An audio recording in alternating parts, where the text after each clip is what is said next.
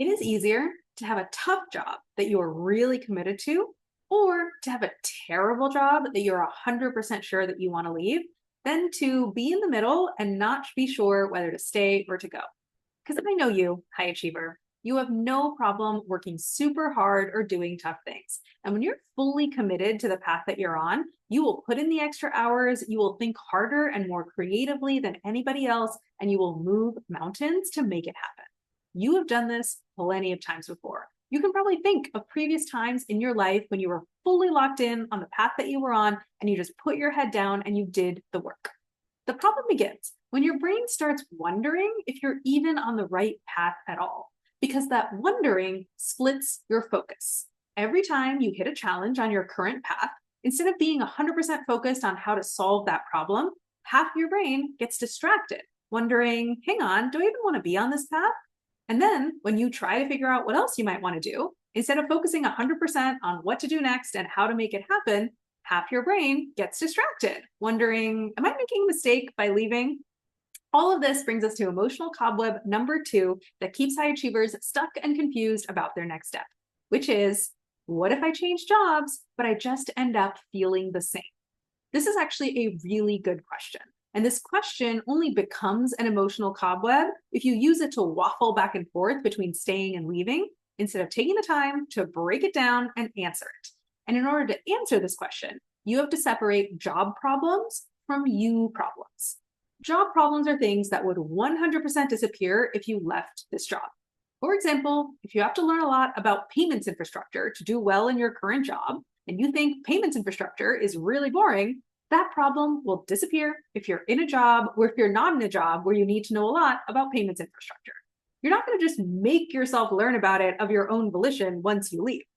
Other job problems include things like the incentives and business model pressures that shape your work, the power structures that impact your ability to get things done, the specific people that you have to work with. All those things are not going to come with you when you go. That's what makes them job problems. You problems, on the other hand, are things that come with you no matter what path you're on. I learned this the hard way when I left consulting, expecting to have better work-life balance in my next job. And then I found myself traveling just as much and working just as many hours as I was doing before.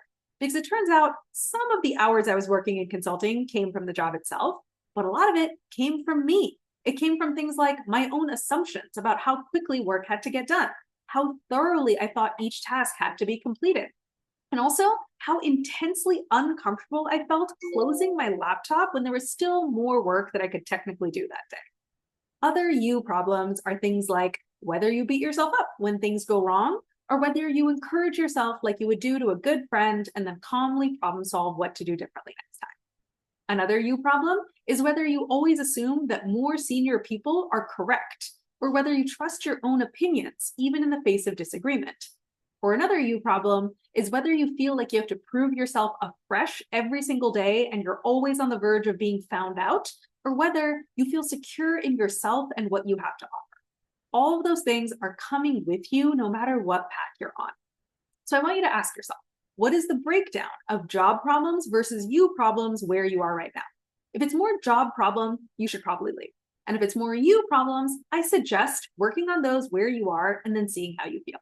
And if you want some help thinking through all of this and making a thoughtful, strategic decision about what to do next, I want you to come talk to me. You're probably feeling a lot of strong emotions day to day as your brain goes back and forth between staying and going.